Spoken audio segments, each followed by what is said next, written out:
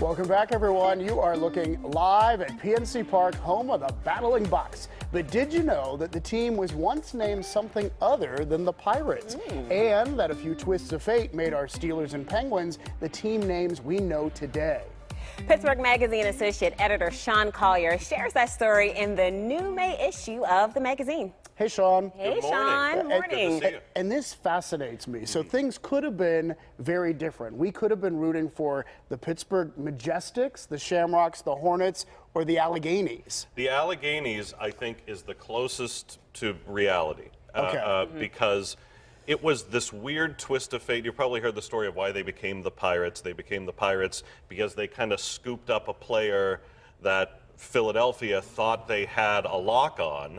And there was a labor dispute, and the arbitrator for the league said, oh, the Pittsburgh was piratical in stealing this Piratical? I did not know. I didn't either. I didn't know that. And instead of being offended, the team said, that has a ring to it. We're the Pirates now. Yeah. But until then, they were the Pittsburgh Alleghenies, and a number of teams that are that old, the Baltimore Orioles have had the name that long, the Reds, the Phillies, all of those names date back to the same era as the Pittsburgh Alleghenies. So were it not for this free agent who was swashbuckled away from Philadelphia, Yes. we'd be cheering for the Alleghenies on the North Shore. Oh, that's so I crazy. love that bit of knowledge. So the Shamrocks and the Hornets were in the mix too, or were those names for the Steelers or the Penguins? Those were for the Penguins. Oh, those were for the Penguins. At So- one point or another, there was a hockey team named the Hornets and named the Shamrocks in Pittsburgh.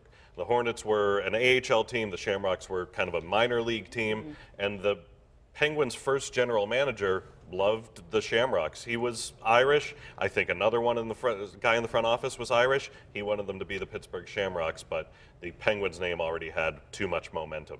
Yeah. But if he had got his way, and I am afraid of what St. Patrick's Day would be like if we were cheering for the Pittsburgh Shamrocks. They're playing at home right after the parade ends. Right. I don't think we can Crazy. handle it. Yeah. The Majestics was a little bit of artistic license. The only other name the Steelers ever had officially was the Pittsburgh Pirates.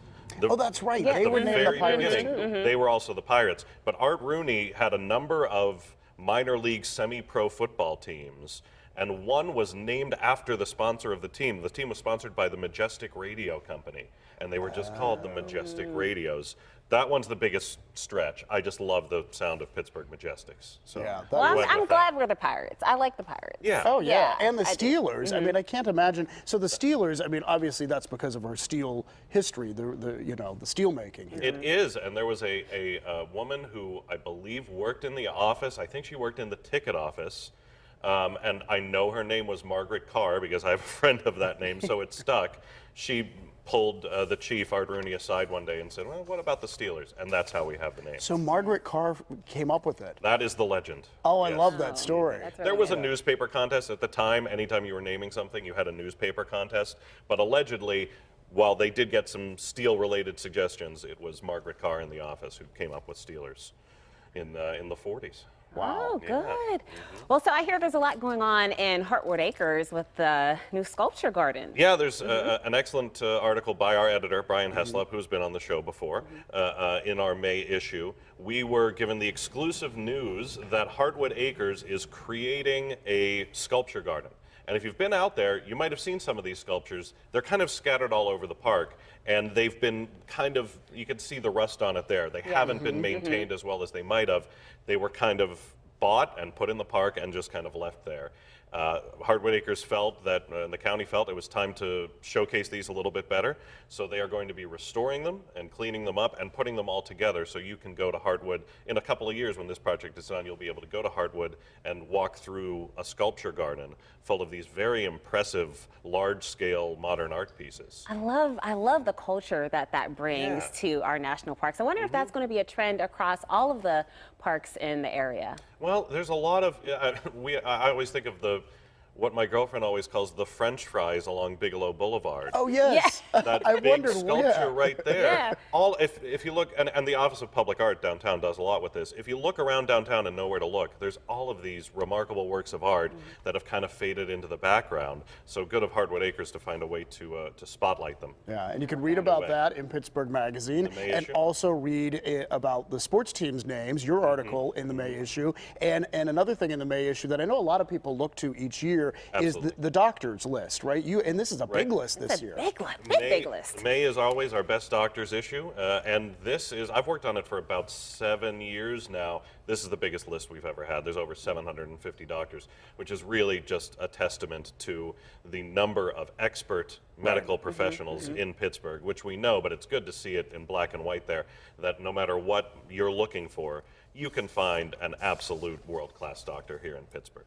And people buy that every year and use it as a resource when they need someone or when a loved one needs someone.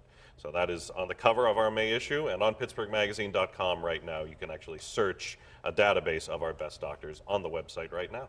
That's awesome. Awesome to know. And, I always save my Pittsburgh magazines. I take them upstairs to the office. I put them on a bookshelf because they get story ideas out of them. Sure. But I especially save the best doctors list. Yeah. Because you never know when you need that as a guide. Yeah, Very always true. need that and best restaurants. Two Yes. very Yes. different instincts. One is a good day, one might not be a great day, but equally useful resource. Well, thank you for coming through Pittsburgh Thank you. Magazine. Thank you. All right, and you can read more about all these features in the May Best Doctors issue of Pittsburgh Magazine. You'll find it on newsstands and online right now.